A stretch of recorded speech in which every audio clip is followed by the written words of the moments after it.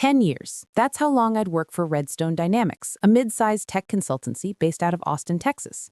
10 years of 70-hour weeks, client launches that bled into holidays, and quick syncs that always turned into unpaid overtime.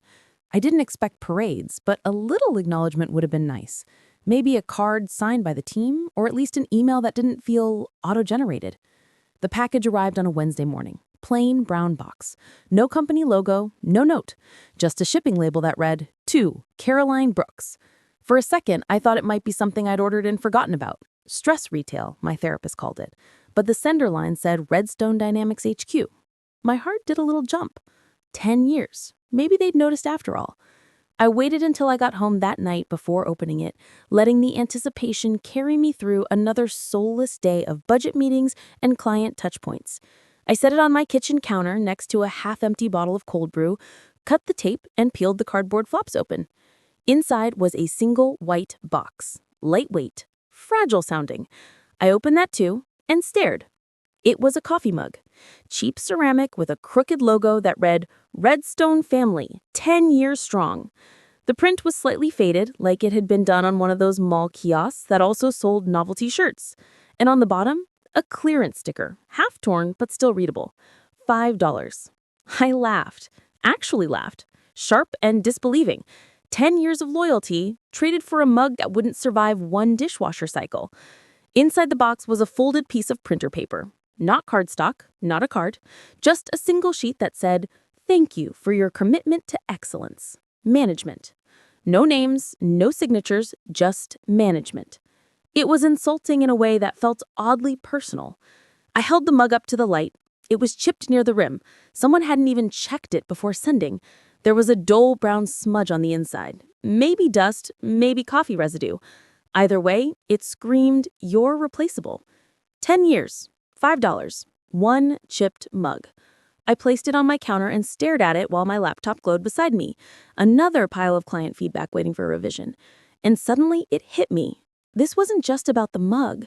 It was about the math. 10 years, $5. That's 50 cents a year, less than a tip. I opened my laptop and logged into the internal procurement portal. Redstone's employee appreciation program had a budget line. I'd seen it before when I worked on quarterly reports. I typed in recognition gifts, and there it was, dozens of invoices, each one labeled employee loyalty packages, vendor bright gifts. Total spent that year, $18,450. For context, there were only 45 of us. I opened one of the invoices at random. Deluxe Coffee Appreciation Set, $225 per unit. The SKU didn't match my mug. Mine read Basic Promo Mug. I cross-checked the invoice codes with shipping receipts. The ones marked Deluxe were shipped to our branch manager, Gary Mullins. Gary, who personally handled all team gifts before they were mailed out. Gary, whose wife ran an online boutique that specialized in, you guessed it, high-end glassware and mugs. I pulled up her store's site out of curiosity. There, under New Arrivals, were luxury coffee sets, branded mugs, even some engraved with Redstone Family, 10 years strong. Retail price? $45 each. I checked the product code, same SKU as the $5 mug on my counter. That's when I realized what had happened. Gary had swapped the real gifts, the $225 deluxe coffee sets, and replaced them with $5 knockoffs. He'd pocketed the rest by funneling the premium sets through his wife's store. And we'd all been too busy working to notice. I sat back in my chair, heart pounding. 10 years of loyalty, and the man had literally stolen my thank you gift. The quarterly employee appreciation event was scheduled for Friday afternoon, a video call with the CEO dialing in from San Francisco, usually a dull half hour of recycled praise and slideshow metrics. But this time, I planned to attend. I picked up the mug again, turned it over in my hands, and smiled. Slow, deliberate. Maybe it was time someone poured the truth right back into the company cup. Friday came faster than I expected. Maybe because I barely slept the 2 nights before, replaying every possible way the meeting could go wrong. There was a very real chance I could lose my job over this. But after 10 years of giving this company everything, that didn't scare me anymore. What scared me was staying quiet and watching Gary keep climbing while people like me kept getting chipped mugs and empty thank yous. The employee appreciation event started at 3 p.m. sharp. We were all on Zoom, a grid of polite smiles, business casual shirts, and dead eyes that had seen too many PowerPoints. Gary hosted, as always, from his pristine home office lined with fake motivational posters. Behind him, I noticed one that said integrity, doing the right thing when no one is watching. The irony made me bite my tongue to keep from laughing. "Good afternoon, Redstone family," he started in that syrupy tone of his, the one that made every sentence sound like a sales pitch. "Before our CEO joins us, I just want to say how proud I am of everyone, especially our long-term employees. Your loyalty keeps this company strong." He looked right at me through the camera as he said it, smiling that fake politician smile. My cursor hovered over the share screen button. Ready. He continued, "This year, we wanted to do something special, so each of our 10-year employees received a custom Redstone mug, a symbol of togetherness, unity, and..." That's when I unmuted. "And theft?" I said, my voice cutting through the awkward silence like a blade. Gary froze mid-sentence. Every square in Zoom blinked awake, people shifting in their seats, curious. "I'm sorry, Caroline. What was that?" I smiled sweetly. "I said theft, because it seems our appreciation gifts were worth a lot more than the chipped $5 mug you mailed me." His face drained of color. "I'm not sure what you mean." "Oh, I think you do." I clicked share screen.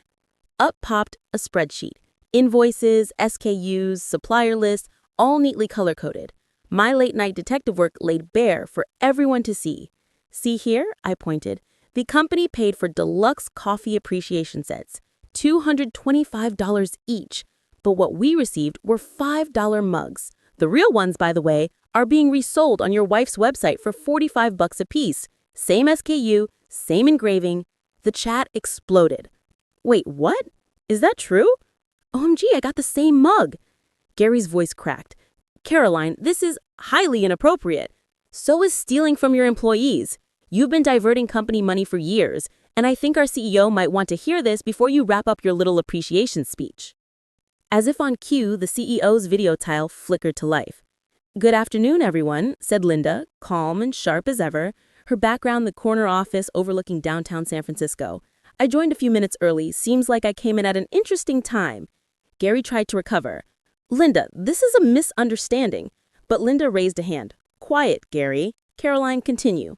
I walked them through everything, the invoices, the duplicates, even screenshots of Gary's wife's listings with timestamps. I could feel my pulse hammering in my ears, but my voice stayed steady. When I finished, Linda sat in silence for a few long seconds. Her eyes narrowed. "Caroline, send me every file you have, directly." Gary looked like he'd seen a ghost. "Linda, this is insane. She's twisting." Linda cut him off again. "Gary, do you think we don't audit vendor records? You personally approved every loyalty gift invoice. Caroline, thank you for bringing this to light." The silence that followed was electric. Half the employees on the call were staring at Gary, the other half at me. Linda's tone hardened. "Gary, log off this call. Effective immediately, you're suspended pending investigation." He sputtered. "You can't." "Now," she said flatly.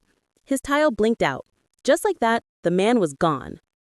The call ended a few minutes later, but not before Linda said, "Caroline, please stay on for a moment." Everyone else logged off. My hands trembled slightly as I waited, staring at my reflection on the black screen. Linda came back on. "I'll be honest," she said, her voice softer now. "In my 20 years running this company, I've never had an employee confront corruption so directly. You took a risk." I smiled faintly.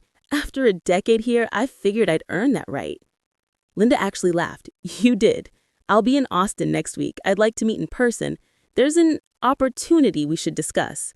When she ended the call, I sat there for a moment, just breathing. Then I looked at the mug still sitting on my desk, chipped, crooked, worthless, and lifted it in a mock toast. "Here's to integrity," I said out loud. But as I set it down, a thought crept in. Gary wasn't the kind of man to go down quietly, and something told me this was far from over.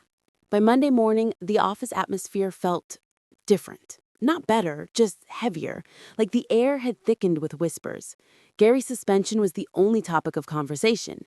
People spoke in hushed voices around the break room, pretending to pour coffee they didn't really want, just to gossip. I could feel their eyes on me as I walked in. "She's the one who reported him," someone murmured behind me. "Did you see her on the call?" Yeah, another whispered. I heard she went straight to the CEO. They weren't wrong. I had. And though a part of me felt vindicated, the other part, the quieter, more human part, was waiting for the blowback. Because people like Gary didn't just disappear. At 10:04 a.m., my inbox pinged. Subject, nice move. No name, no signature, just 2 words. I froze, rereading it again. The email address was a random Gmail, newly created. But I knew that tone. Smug, venomous. Gary. I deleted it, reported it, told myself not to overthink it, but the unease stayed with me all morning, sitting in my stomach like cold coffee. By lunch, rumors were in full bloom. Someone said Gary was fighting his suspension legally. Another said he was threatening to sue the company and me for defamation.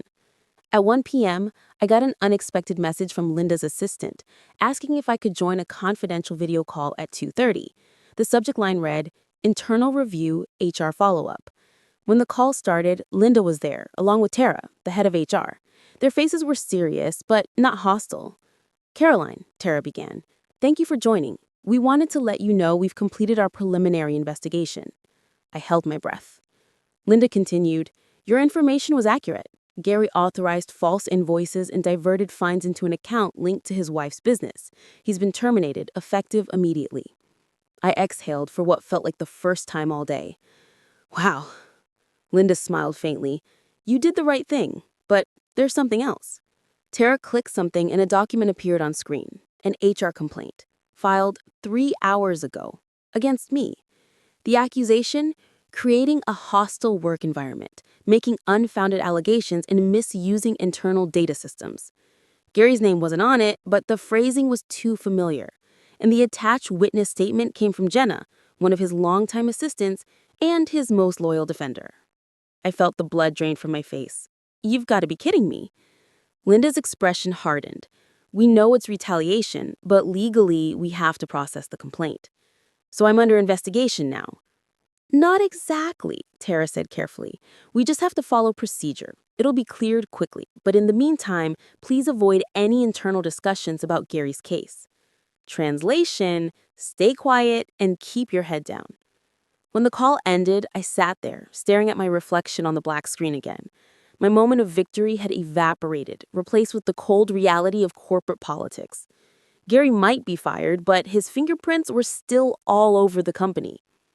By the next morning, I started noticing subtle changes. My access to certain shared folders was restricted. My project deadlines suddenly doubled. Emails I used to get looped into now skipped my name entirely. And then during a budget meeting that afternoon, my team lead, Chris, dropped a little bomb. Corporate wants to reassign some of your accounts, Caroline, just temporarily, he said, not meeting my eyes. Temporarily, I repeated, or permanently? He sighed. Look, you made waves. Some people upstairs aren't thrilled. Just keep your head down for now. Keep my head down. Again. Always. I left the meeting feeling the familiar sting. That no matter how right you were, the system always found a way to punish you for speaking up. That evening, I drove home on autopilot. My apartment was quiet, the kind of quiet that makes every thought sound louder. I poured myself a glass of wine and opened my laptop. Another email. This time from an unknown address again. Subject, still proud of yourself? Attached was a photo, my car, parked outside my building. I stared at it, pulse thudding in my ears. That was the same angle as the parking lot camera, but there were no cameras there, which meant someone had taken that photo themselves. My first instinct was fear. The second was anger. Deep, boiling, righteous anger. If Gary thought intimidation would silence me, he was about to learn he picked the wrong woman. I closed the laptop slowly, my decision solidifying like ice. He'd played his hand, now it was my turn. I didn't sleep that night. Every creak in my apartment, every car that slowed outside made me sit up straight and check the window. I wasn't scared of Gary, not really. I was furious. Furious that he thought he could threaten me into silence. Furious that the company that praised my courage was now quietly shoving me to the sidelines to keep things tidy. By 4 a.m., I was done feeling powerless. I brewed coffee, opened my laptop, and started building my plan. First, I gathered everything.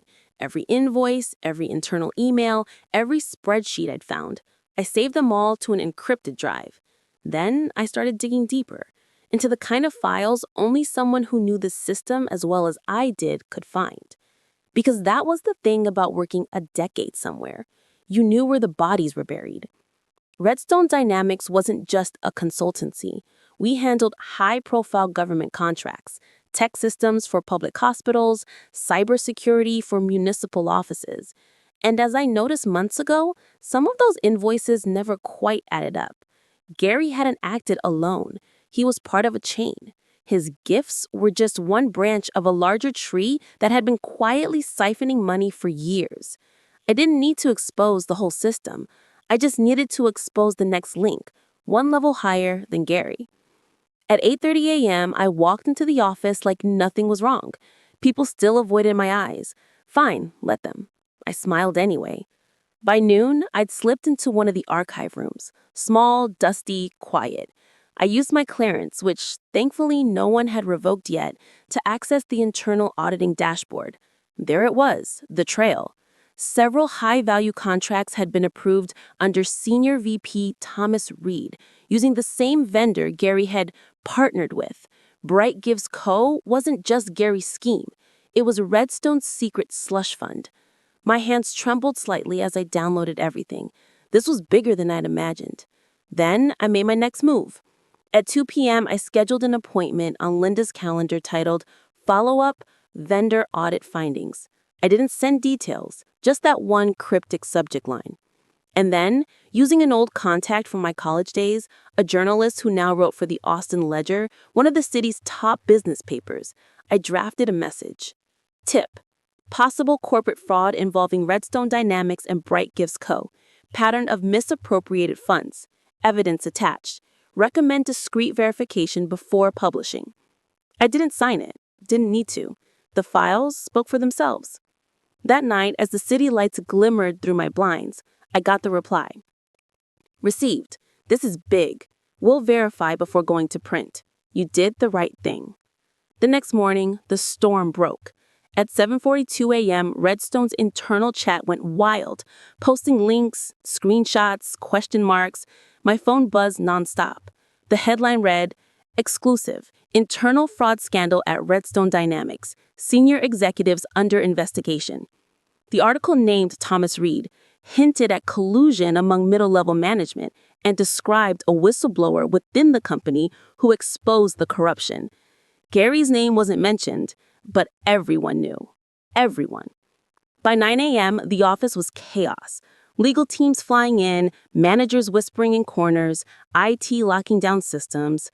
I sat quietly at my desk, sipping from my chipped mug, watching it all unfold. My heart should have been pounding, but it wasn't. I felt calm, controlled, like I'd been waiting for this moment my whole life. Then my phone rang. Linda. Caroline, she said without preamble. What the hell just happened? I don't know, I said evenly. Looks like someone leaked a fraud story. She sighed. The board's furious. Thomas is on emergency leave and the auditors are here already. Listen, whatever you know, whatever you did, talk to me before this gets worse. Worse? I echoed. It's already been bad. You just didn't see it. There was a long pause. Then her voice softened. You're not wrong, but this leak changes everything. They'll want a scapegoat. I'm not it, I said firmly. Not this time. She hesitated, then said, Come to my office at 2 p.m.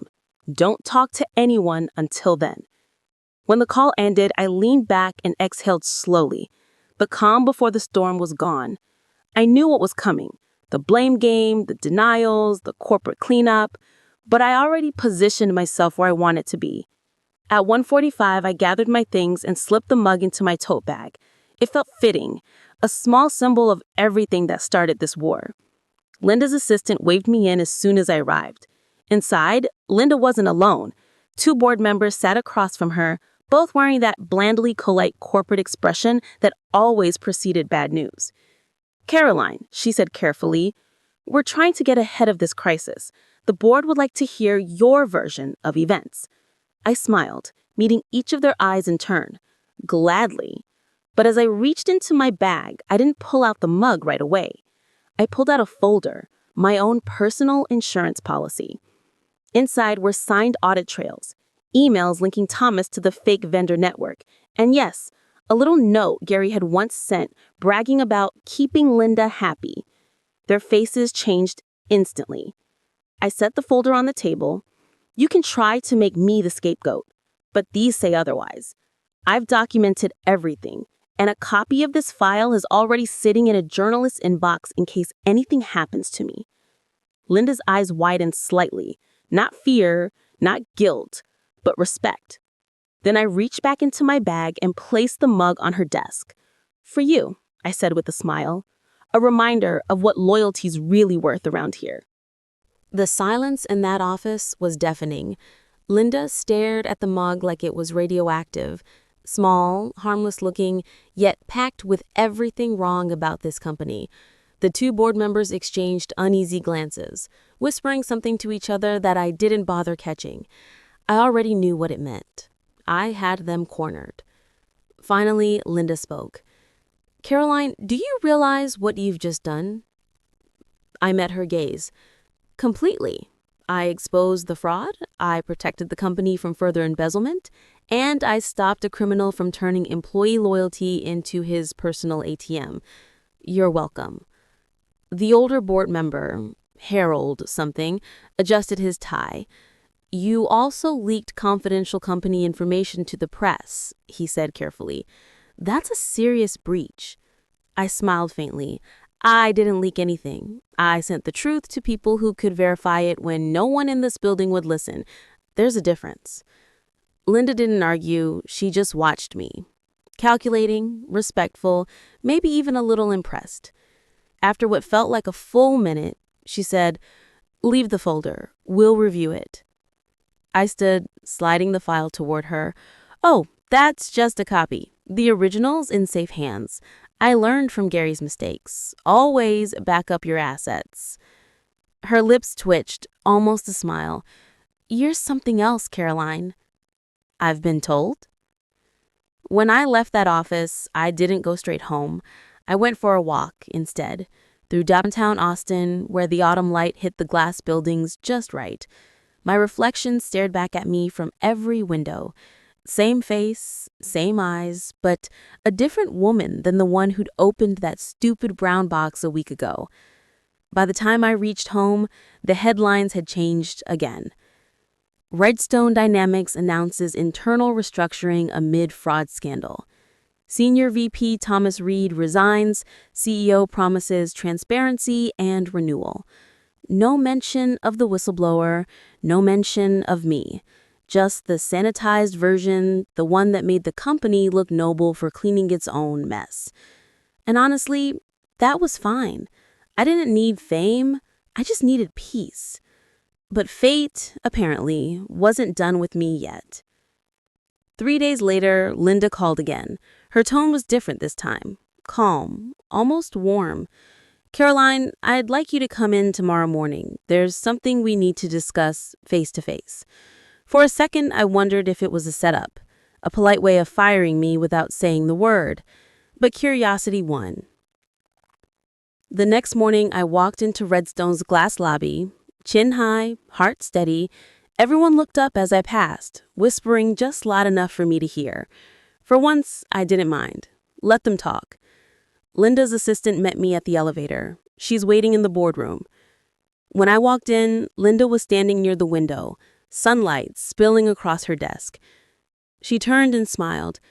"Caroline, please sit." I did. She didn't waste time. "The board has decided to launch a full ethics and compliance division. We need someone who understands both the business and what happens when integrity fails." I blinked. "You're kidding." She shook her head. "You uncovered one of the biggest frauds in this company's history.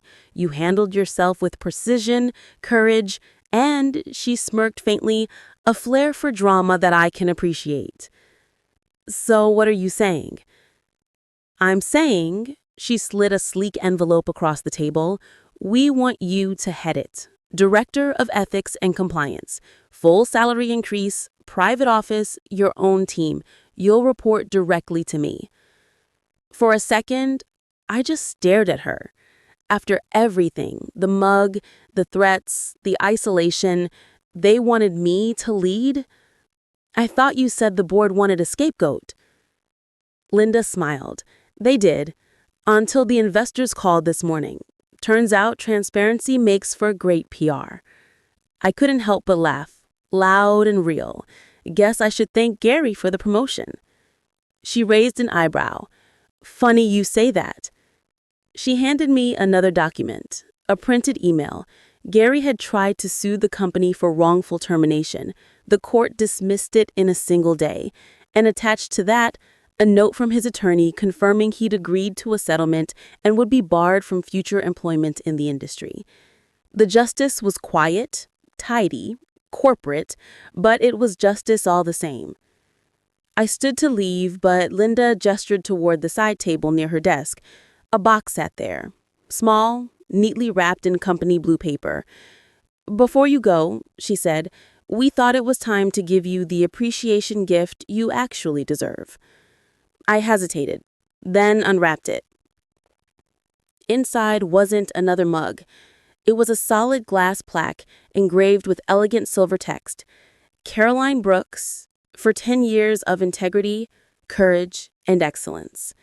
Below that, smaller text read, "Some cups hold coffee, others hold courage." I laughed quietly, shaking my head. "You have a thing for poetic irony, don't you?" she said. "Let's just say I'm learning," Linda said. As I walked out of that office for the last time that day, I carried the plaque under my arm and felt something I hadn't in years: pride. Not the shallow kind they hand out in company slogans, but the kind you earn when you stand your ground and refuse to be small. When I got home, I placed the plaque on my desk, right next to the chipped mug that had started it all. Two symbols, one of mockery, one of victory. I looked between them and smiled. 10 years, one cheap mug, one scandal, one truth. Sometimes the smallest thing, a $5 cup of coffee, is all it takes to expose everything that's rotten beneath the surface. And as for Gary, last I heard, he was working at a startup in Phoenix, managing team morale. I almost felt sorry for them. Almost. I poured myself a fresh cup of coffee, not from that mug, never again, leaned back in my chair and whispered to myself, "Here's to 10 years well spent."